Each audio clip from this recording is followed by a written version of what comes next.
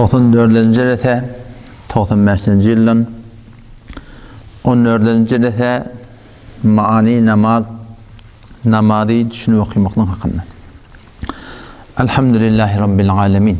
Wassalatu wassalamu ala seyyidil enbiya'i vel mursalin ve ala alihi ve sahbihi ecmaîn. Muhterem Müslüman oğlum, elhamdülillah dersimiz bardy. Sure-i İhlas'ın ahirragy. Subhanaka'nı okuyduk.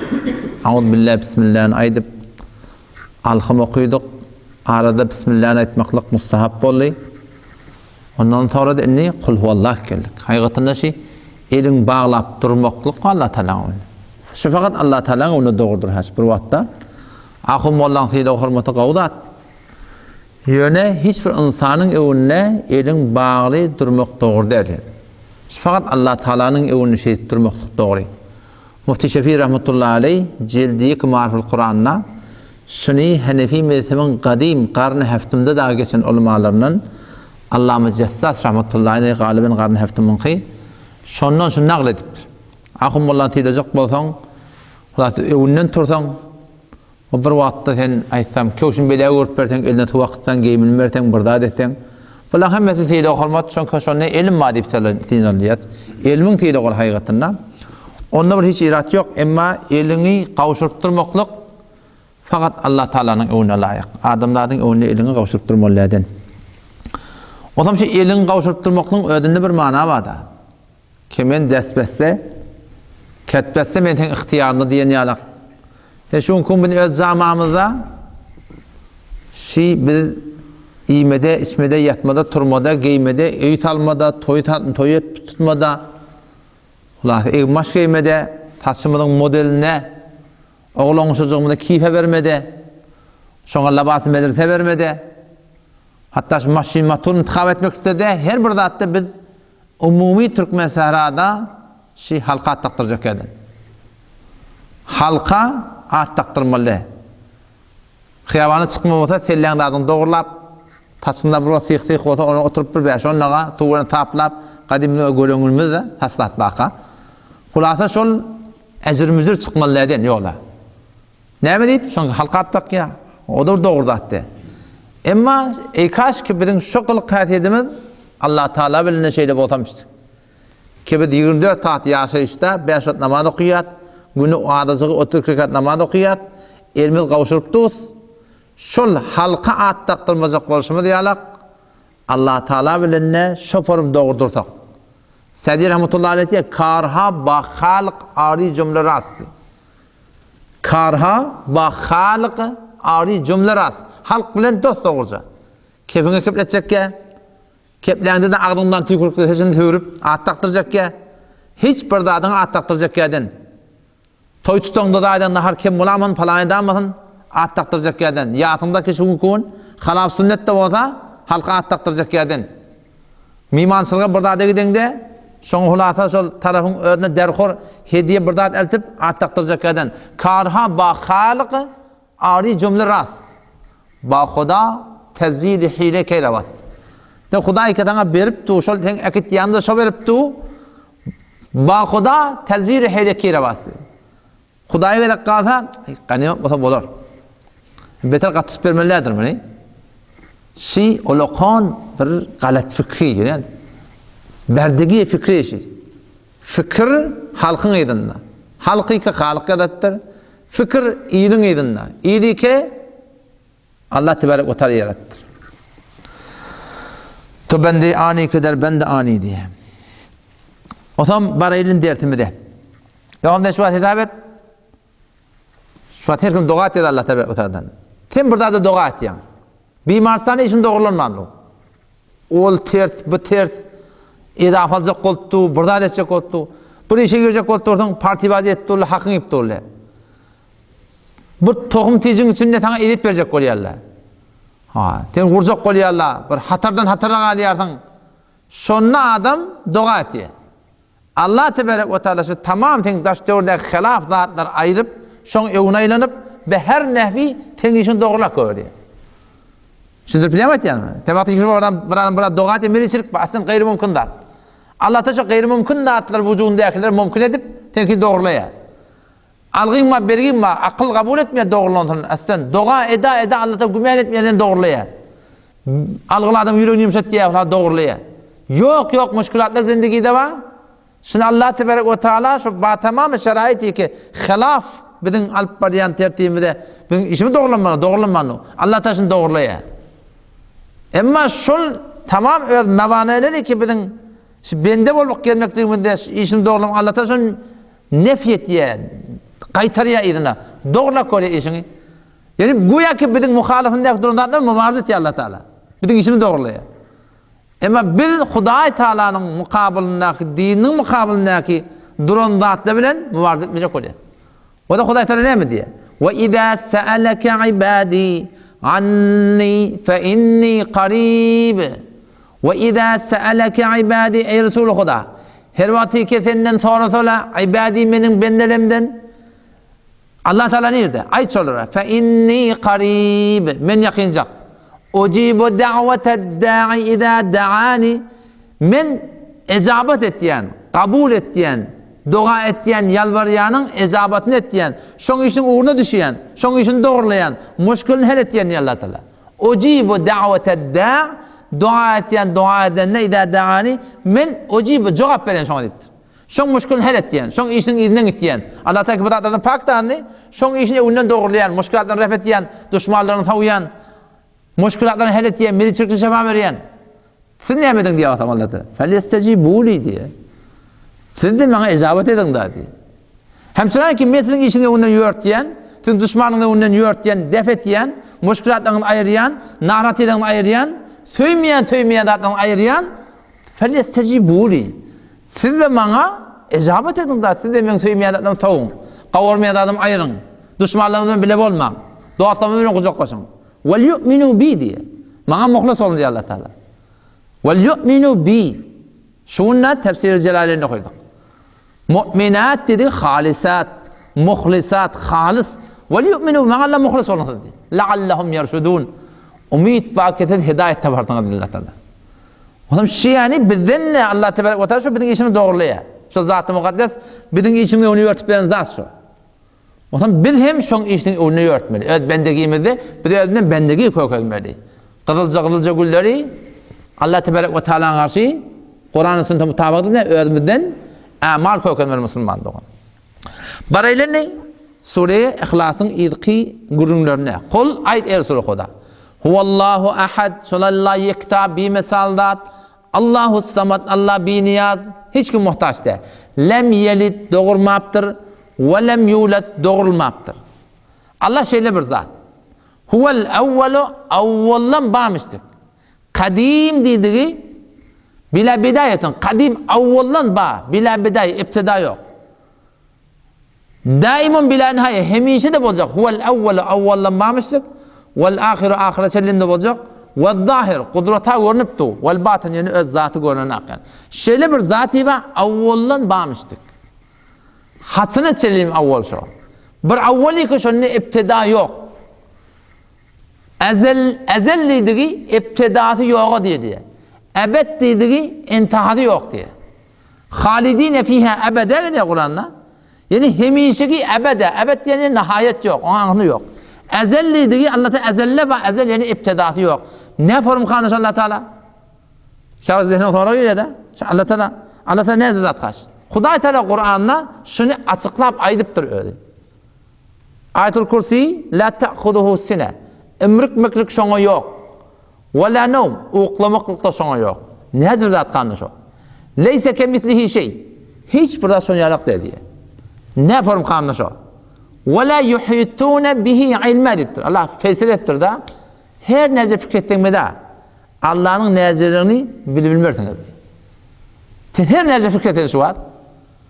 Çün bizde akıl var da, akıl, akıl bilen bir şu Zat-ı Mukaddes ikilini o da Kutbu Şimal'dan şoň haber var, Kutbu Cunub'dan haber var. Bilak eşini yazak ahim.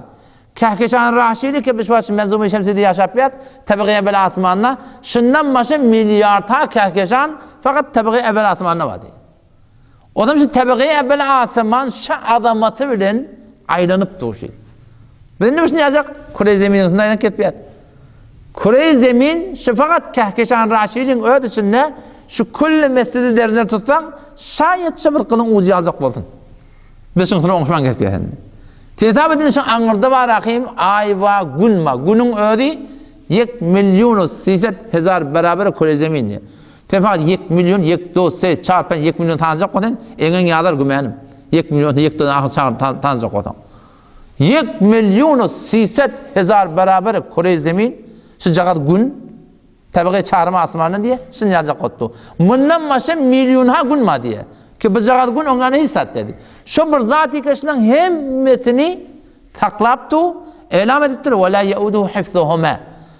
Burada götürmek de şunu götürýän da Allah taşın götürmek ýene näpdir Kur'an'da bilýän?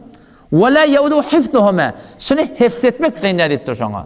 Şonten birda götürsen götürýän, ama sen hifzette takka da duran ýerine. 150 kilony pälwanly götürýär. Emma sen şeni şu aytýan ýerine takka da sen. Tandyraklapdy şoň ereýaklary. İnna Allaha yumsikus semawati vel arda en tazula.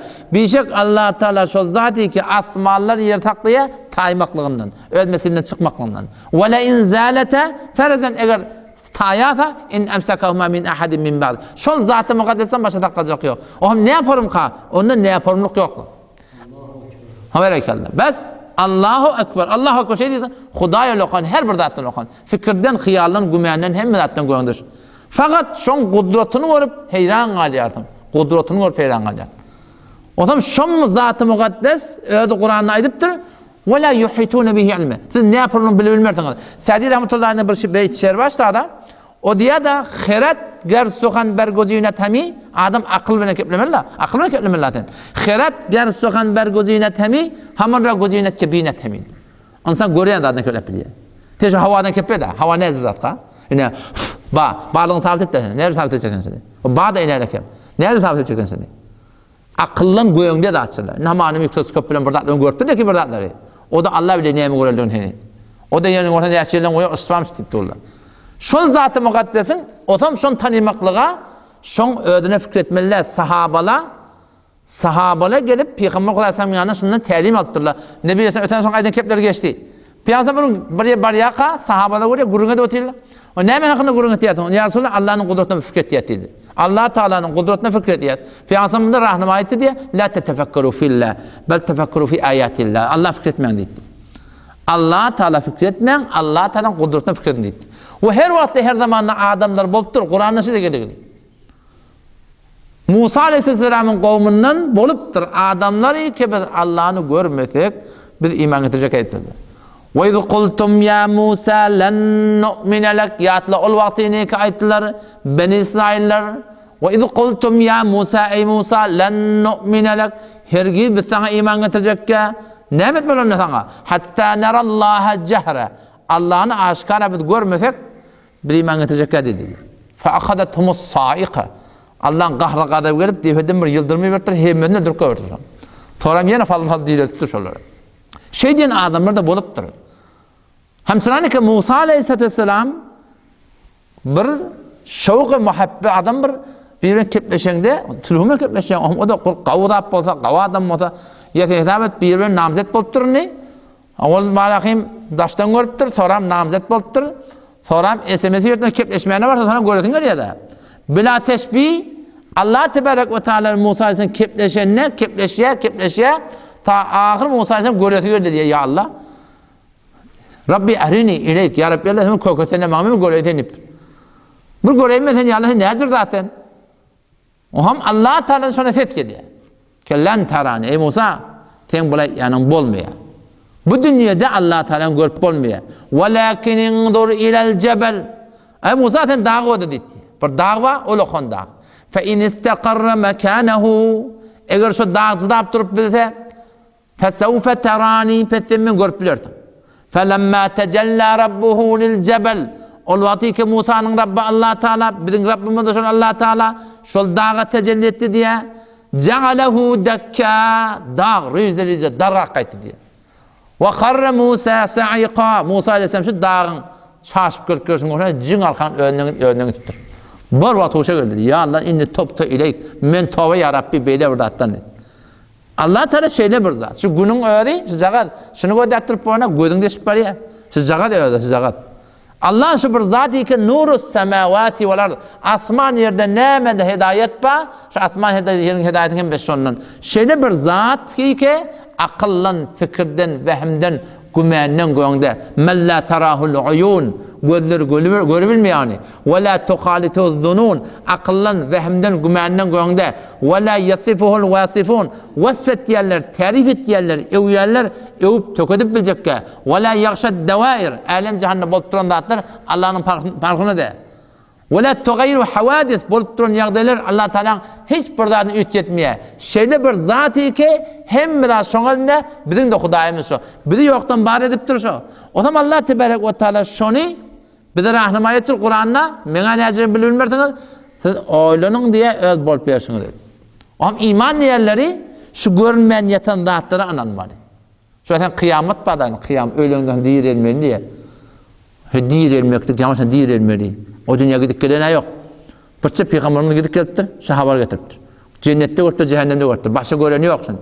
Näze iman getirmen şoňa? Allah Taala şoň Kur'anyny açyklapdyr. Akıl berdim dedi diye. Oýlan diye. Ýani ýatynamada okuydum ayet. Ayahsabul insanu an yutraka suda. Ay insan gümen etýärmi? Öz halyna goýlarym hadip, öldüň gittiň tamam mı hadiýan? O dünya ýokmy hadiýan diye. Alam yakun nutfatan min maniyyin yumna. Ayas insanın ýadyndan çykdymy? Alam yakun nutfa ayaşy bir damja tuw dädimi? Näme damja tuw nämeden? Min mani. Şehwet tuwdan tyzdyn diye. Siz o şehwet tuwdyňyz. Şu portipatan tuw. Näme heýsiýet bana? Yumna oklandan diye. Nire oklanýar? Bir zerren Allah ile görünüp kapdyr. Qala nasqalan oklanýar. Summa kana alaqa soram qaragan muttur şella fa khalaqa Allah yaradypdyr fesawwa el ayak göz kulak endamlary nahani desgalary biruni el ayaklatlary barabar edipdir faja'ala minhu zawjayni dzakara wal untha şol bir damja tuwdan şol Allah Taala meni seni erkek edipdir heleyler heley edipdir nime sorajak diye jogap berin şoňa diye näme sorajak Allah alaysa zalika aya şol zat-ı mukaddes ştada adyny getirenadi yok Allah Taala alaysa zalika aya şol işaretleyen Allah biqadirin ala en yuhyiyal mauta ayaşol Allah qadir däl ölür diretmek diýdi. Jogap berin maňa diýär Allah Taala. Beşek şol Allah qadir. Asy maksatda şu zendigi. Awalam yarallazina kafaru aya kafirler görmeýärlermi? Annas samawa annallaha allazi halaqas samawati wal ard. Beşek Allah ki şu asmanlar yaradypdyr, ýeri yaradypdyr. Wa lam ya'ya bi halqihinna yaratmakda ýadamapdyr. Bi qadirin ala en yuhyiyal mauta. Ayaşol Allah qadir däl ölür diretmek diýdi Allah. Maňa jogap berin diýipdir aýtan. Şoňa jogap berin. Beşek şol Allah qadir şu. Onuň şu taýdan şol akıl bilen Allah'nyň sıfatyna zatyna iman getirmeli. Oşoň özüne fikretmeli. Sen hesabet öde şu aýnaň önünde durýan, sen özüň görýän. Sen müňüllapda duraň aýnaňyny görüp bolmaýar. Müňüllapda dursaň aýnaňyny görüp bolmaýar. Burummy nol haka diýdim, olary akçaýdy ýadyndan çykanmasyn. Aýnaňyny görüp bolmaýar diýenden maňa bu näme diýdi? Aýnaňyny aňyny görüp bolýar. Munda ýa dogry şeýdem. Aynaň aňyrtyň görüp bolmaýşýalyk Allah Taalanyň şu dünýede görüp bolmaýar. Ha, aynaň aňyrtaýlansaň o dünýäge geçsek, inşallah Allah ta bir gözi berjek. Bu gözden başga Allah Taalanyň görsen boljak. Ýöne aynaň aňyrtyp ta geçip bolmaýar o dünýä aňyrtyna bilýän. O dünýä geçmeli ta Allah tebarek we taala görýärler. Allah Taala kim görjek? Allah Taalany imanly adamlar görjek. İmanly adamlary Allah tebarek we taala öz mulagatyny berjek. Hemme nigmatlar bir ýerik. Şol zat-ı mukaddeske şu awadalyklary yaradypdyr. Şol nigmat başga bir zat. Şu Allah Taalany görmeklik, hurgy görende adam şu aňyrqaly 40 ýyllaşyň awadalygyny ýa-da buduranda näme? Qaraja tasbirdat, qara gas, qara kirpik bilen qara göz şöyle bir awadan ýerlap duran 40 ýyllap adam aňyrqaly. Emma Allah tebarek we taalaany görende 80 ýyllap adam aňyrqaly. Dojak geldi, Hudaý Taalaň görmeklikden dojak geldi adam. Şu kadar bir nigmat umumi cennet ile zimmagun Allah Taala mulagat etmesi. Heftede bir gün mulagatı umumi. Her kim öz derecesine göre. O zaman şol Hudaý Taalaga dogry imany bitirmek gerek. Bitirmek näme bolýar? Köpden köp Allah'ın kudretini eşitmeli. Lem yelid dogurmapdyr we lem yulad dogurmapdyr we lem yekul lehu kufu. Şol Allah manandy ýok, misli ýok. İnşallah bu hakynda ertesi ýöne inşallah Allah tawfik berip bunda gurun eder. Vesselamu aleykum ve rahmetullahi ve berekatuhu.